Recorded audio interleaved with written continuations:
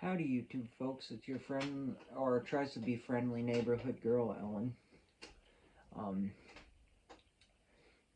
I'm going to make this video really quick, probably because I'm having a snack. But I forget the last time I made a video because my mind has been so busy with things. But if you saw my post, I just want to first shout out, thank you for your service to anyone who is in the armed forces, who served in the armed forces. My grandfather, actually, my mom's father, was a 131st engineer, so he didn't actually see battle, but he was the road crew during the Vietnam and Cuban crisis, all through to the Cuban crisis. So wherever they needed roads repaired in like different places, and I forget exactly where he was. Um, I think Fort Dix was one of them that he was stationed at, but I think there was another one they sent him to as well. I can't fully remember, but I'm very grateful. And also, my dad's father was in the Navy during World War II, and so I yeah. And I also had an uncle who was in World War II, um, as well on my dad's side, and some other uncles that were in the military over time. Same with my grandparents on my mom's side, some of her uncles. And so I'm very grateful to the service, just to point that out. I feel like today, I will say this, and it's hard for me to talk about sometimes, but it's a day that I reflect on, because even though my grandfather didn't see war or battle, and technically Memorial Day is to commemorate the soldiers that have fallen, I still think about him a bit, because he was a really good grandpa, and he was like a real father figure to me. So I think about him a lot, and today especially, I will say I do truly miss him. So if there's someone in your family that you miss, uh, just always keep them in your heart, is what I should say, and just, always remember them. Remember all the good things they did, everything about their personality, and how good they were, is all I can say. And I'm not afraid to admit that. I'm a real human with emotions. And maybe I didn't really need to share that, but I feel like that's something I'm okay with sharing a little bit about. I won't get into too in depth about it, but I'm not afraid to talk about little things like that, because I feel like I like to talk about mental health awareness a little bit on this channel. And not that I don't miss my grandmother, who I was also pretty close to as well, or my dad's parents. But, today especially being what it is, and knowing my grandfather was a 131st engineer, just kind of makes me reflect and think about him more, and the personality and impact that he left on my life that was so grand. And thinking about, if I could have just one more day with him, how good it would be, because, of who he was to me as a person. And sorry if I look a little teary-eyed. I'm trying not to cry, but because sometimes I get that way. I do miss him quite a bit, and I do deal with that. But it is what it is. I'm really trying to get better about it. You never 100% heal, but you always get better. But anyways, on a lighter note, or semi-lighter note, I will do an update video on Maggie maybe tomorrow, after of the day of this video, or soon enough, because I think I should before too long, because this week of the video that I'm making this, I should be ordering leaf springs for it. So I don't know when those will be in, but I'm going to order them this coming week. I've yet to post some videos of the Model A leaving. It has officially left. I got the rest of my money. The guy who bought it off me, were squared away. Him and his son and his granddaughter came. Very nice people, and I've become good friends with him. Uh, has and he's been keeping me updated on the truck because he knows how much that truck meant to me, and the reasons behind why I had to sell it. And he totally gets it because he's a car guy himself in a way, and he really loves Model A's, so he appreciates that I did that. And he's also in lives similar as me, where he had obviously was making payments on it because he had to, because money and stuff. It's this day and age, and it is what it is. But anyways, so he totally gets that I wouldn't have sold it on any other circumstance except for the fact that I sold it for this van, because lesser of two evils, and knowing I couldn't afford to fix both up. So I did what I had to do. Uh, yeah, I did not make back what I entirely paid for the truck, but I'm okay with that, because taking a loss because of the fact that it's going to a good home. So it's gone to a good home, correction. So I'm happy about that, and hopefully I'll be able to get a drive in it when it's finished. Maybe, if I'm working on that, but I totally understand. But it would just be cool, at least to see it running in a video is gonna be cool. Um, so yeah. Anyways, uh, so yeah, that's gone. But I will post video shorts that I got of it driving away. Um, and anyway, so yeah, I've been working on the leaf springs of my van. So I'm gonna get the shackles, hopefully a set of shackles, and possibly a new set of the brackets where the shackles and the bolt for the front of the leaf springs mounts local. If I can't clean up the brackets that are there, I think they could be salvaged, but I don't know if I'm going to be able to fully get the bolts out of them, because the rubber is obviously dry rotted from being abandoned in the wood spot, as you've seen on my shorts. That thing was literally in a bush, and I resurrected it from a bush, from the bush, as I've affectionately dubbed it, the bush, because the property was so overgrown and trees were starting to grow, and any longer that van would have been toast from the elements. So I'm grateful that I was able to save it before a tree grew up in it and just completely destroyed it. I am so grateful, and so grateful to the aunt that let me have that van, and be the caretaker of it. But anyways, so yeah, that's what I've been working on. So there'll be updates, me showing you of the axle pulling out, because yes, I am going to clean up the axle. The other thing I need to get at the auto place when I go to get the shackles and the brackets is probably 2 or 3 cans of spray of chrome enamel spray paint, because I am going to clean up, and obviously while the axle's out, and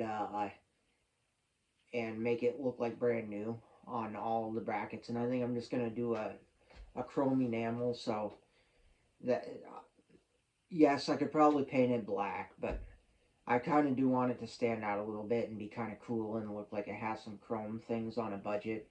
And I think spray can chrome enamel is the way to go. I'm telling y'all. And that's what I plan on doing.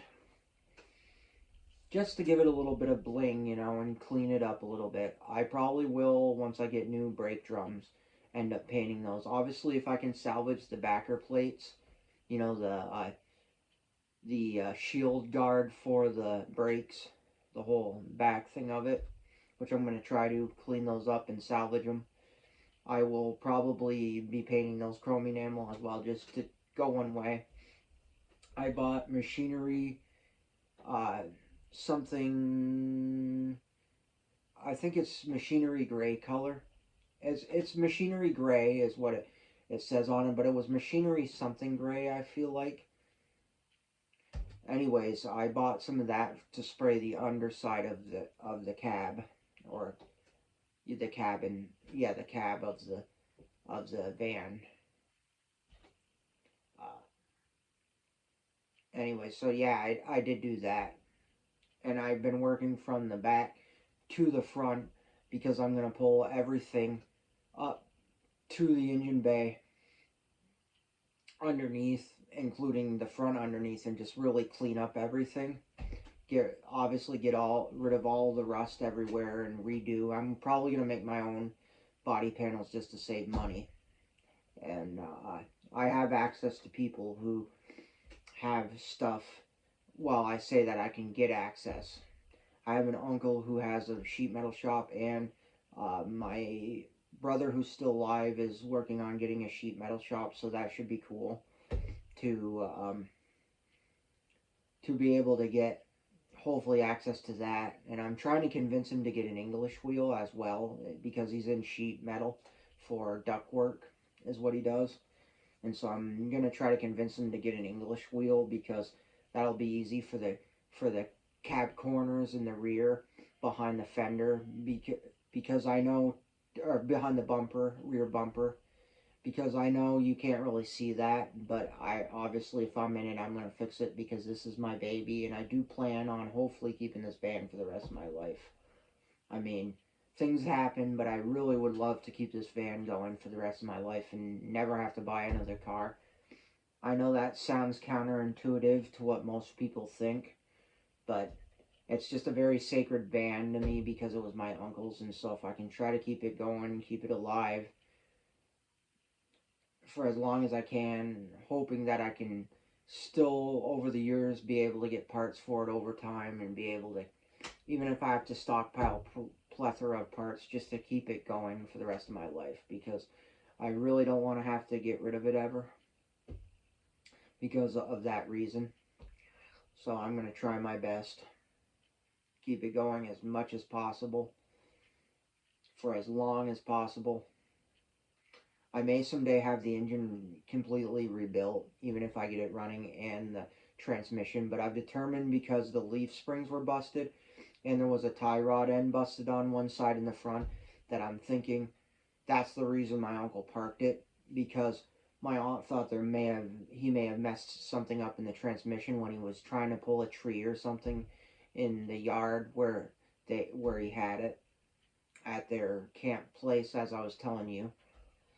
But anyways, I've discovered that it was probably him just snapping the leaf springs and that one tie rod on the one side was snapped when we went to move it. So that's probably what happened.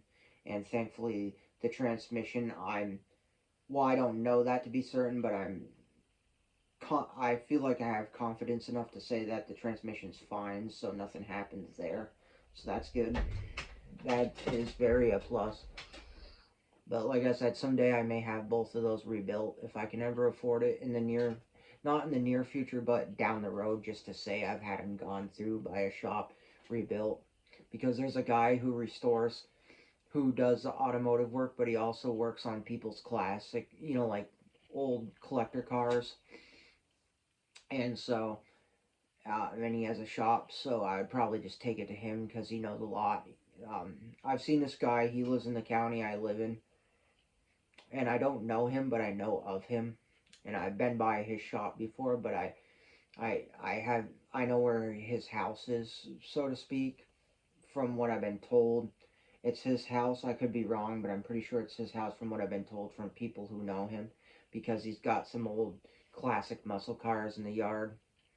And anyways, so I know the guy is really hot and heavy, and I think he has like an old Corvette in his yard.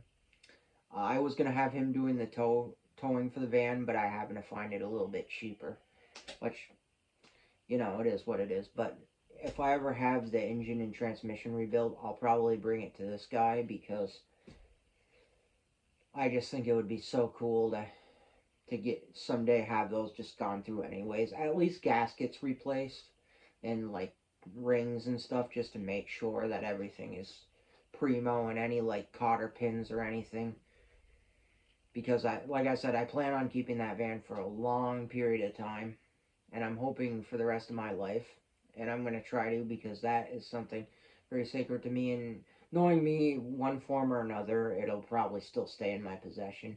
I'll just end up trailering it around to places and storing it in a building because I know me, I won't be able to part with it. That's just one vehicle that I'm so grateful to have because to me it's a family car because he was my uncle and he was my uncle by blood and not by marriage. So it's nice to finally have a family car, so to speak. Even though it wasn't my mom's parents' car, it's still a family car, and it means the world to me. Even though he didn't buy it brand new, it's still a fact he owned it.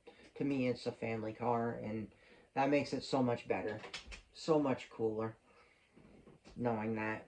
That's why it's so sentimental to me and why I don't plan on ever getting rid of it. I'll probably die owning that van, but whatever my family does with it when I'm dead. And as y'all know, I am going to be doing the trucker package to that van. I'm definitely souping that thing up.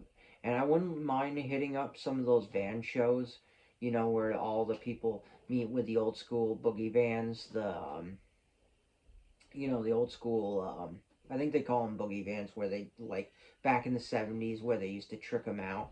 They still do that, and I've seen it on YouTube, and there's rallies. There's actually younger people who are getting into that, like younger younger gentlemen and younger women who are interested in building them. Like this young girl, she was in like her 20s, I think, and maybe like 25, and she had a really cool.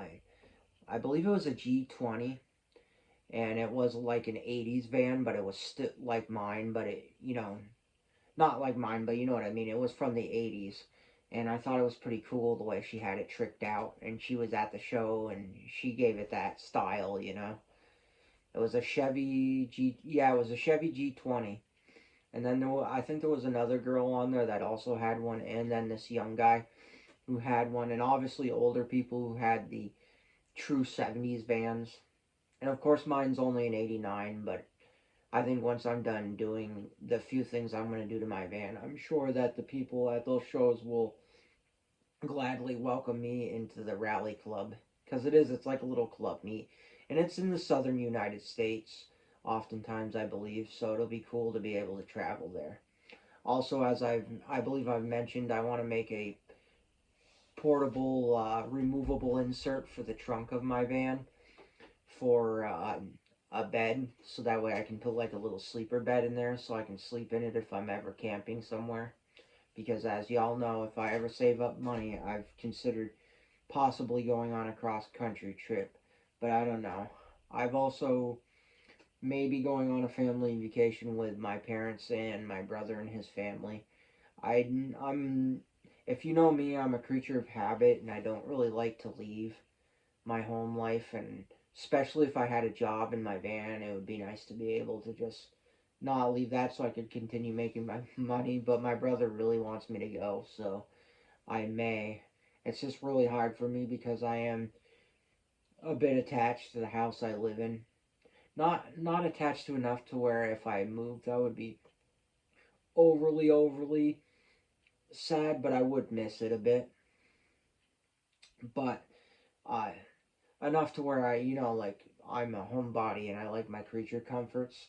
Plus I'm not, as a lot of you probably are, and I'm not that wealthy, and it's expensive to go on a vacation. And currently, I'm working on employment, but I'm trying to get the van done so I can get employment and work.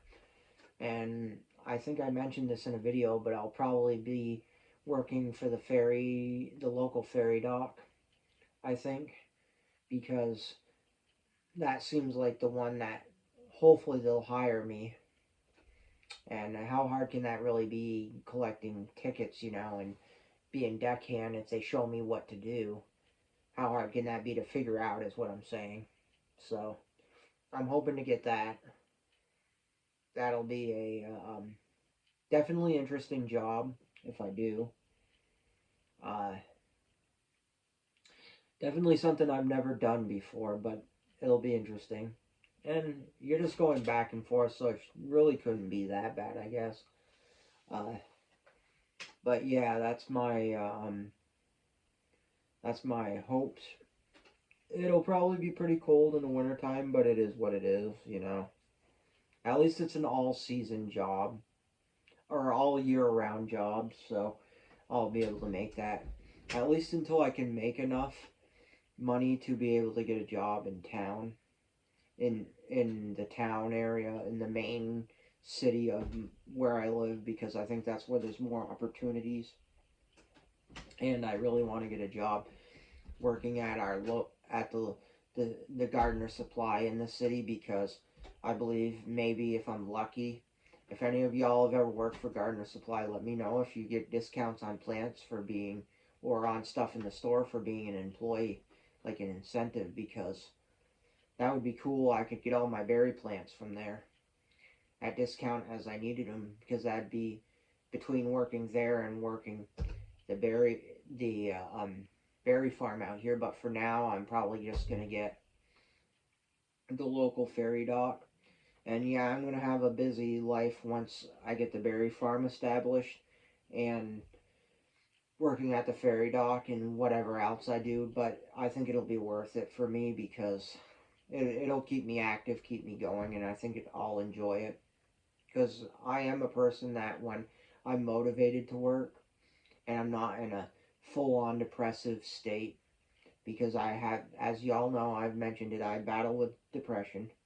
I'm on antidepressants, fluoxetine uh, is the name of it. But anyways, uh, so I've been in it. I'm usually, when I'm on top of my game, I'm usually really good at working hard and putting my all. It's like I used to say down at the winery that I worked at, I would always tell the boss, the main boss, that I would see more of.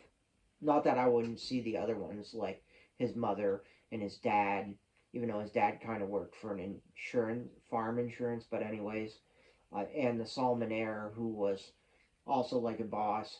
But mainly him and me were out in the field a lot, so he would really he really relied on me heavily more when I could. But I always told, like I said to all of them, but especially him, that I always gave it my 300%. That was the phrase I always used to use, because I know people will say, "Oh, I try to give my 100%."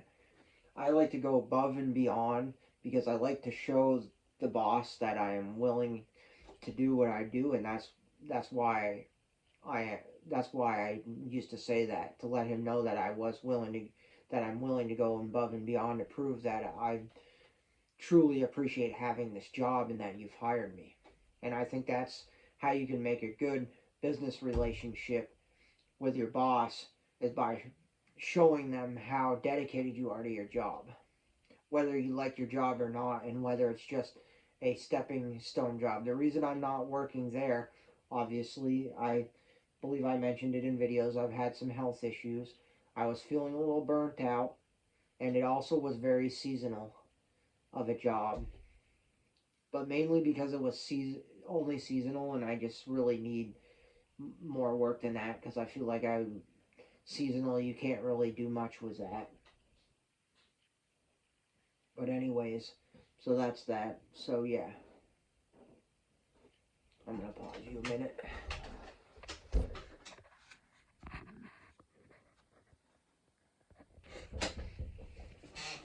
And so I am pretty excited about that. Hopefully I get the job at the ferry dock. I've tried at 3 other places and didn't hear back. It is what it is. I think it's too late for the Apple Island, because I think they have all they need for that place. Too late for the state park, but next year I might try for the state parks again, because I did do some volunteer work at a local state park years ago, and I didn't mind the job. I felt like it was a pretty decent cush job for the seasonal work that you do. But also, again, it's another seasonal thing, because it's one of those jobs. It's either working at one of the local beach areas or working at one of the campgrounds. So,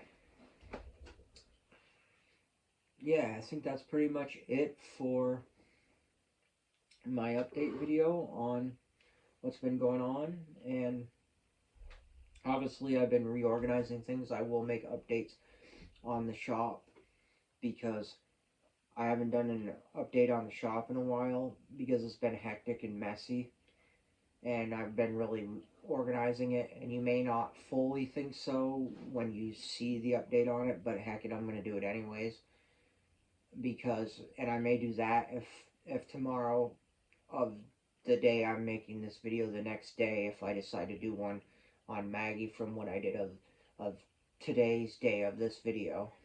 So um, I may do a quick brief on the shop because I've been trying to get some hubcaps up that I have, especially a few that were one I definitely know was off of one of my grandfather's cars, I believe.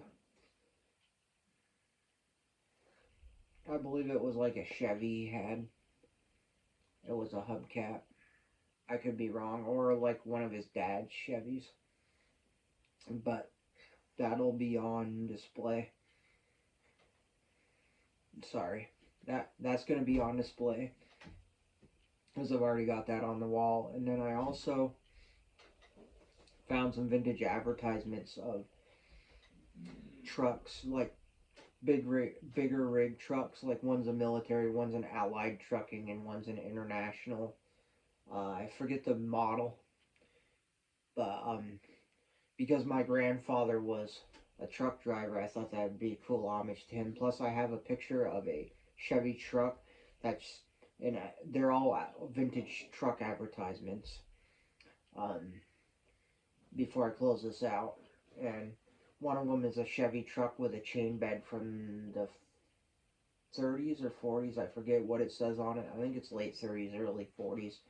And my grandfather could remember his dad having one of those as a kid, and that's why he had got that advertisement and had it framed for the shop. And he used to have it in the shop. And so I'm hanging that back up on the wall in the shop because an homage of my great grandfather, because that he had a truck just like that, and it would be cool if that truck was still in existence. But you know, it is what it is. But it's just cool that there's a picture of it so I can see what it looked like. And in the auto ad, looks exactly identical to my great grandpa's truck, according to my grandfather, except for the except for it's not a color photo; it's a black and white. So to say the color is similar, who knows? I think my great grandfather's truck was either green or black. I forget exactly what color my grandfather said it was, but he could remember it so vividly from his childhood. And like I said, he was telling me one time when he found that ad that really sparked that memory for him. And because him and his dad were pretty close. And he wasn't necessarily that attached to vehicles per se, but it was just, it was like a memory for him, knowing that he had ridden with his dad in that truck or any vehicle that his dad had and spent some quality time with his dad. So, anyways, YouTube folks, I think that's where I'm going to end this video because I think I've gone on enough. But do look for some more updates. I'm going to try my best to get them out as much as possible, and I hope y'all enjoyed this video. As always, keep your heads up, stay strong, all that kind of jazz. Have an excellent time, whatever it is, wherever you are, and if you wouldn't mind liking, commenting, and subscribing, I would greatly appreciate that. You don't have to, but it'd be nice to hear comments from you. And as always, if you wouldn't mind hitting that subscribe button, but not an obligation. I don't obligate anybody to doing that. That's not my thing. As you know, my stance. This is just more of like a hobby thing. And if you wouldn't mind hitting the like button, but you don't have to. Not an obligation either. And if you wouldn't mind hitting that notification bell for full notification, we would really love it. Half notification, that's fine. No notification, that's fine too. Totally okay. Not the end of the world. And as always, sunshine, unicorns, and rainbows. And I will see you in the next video.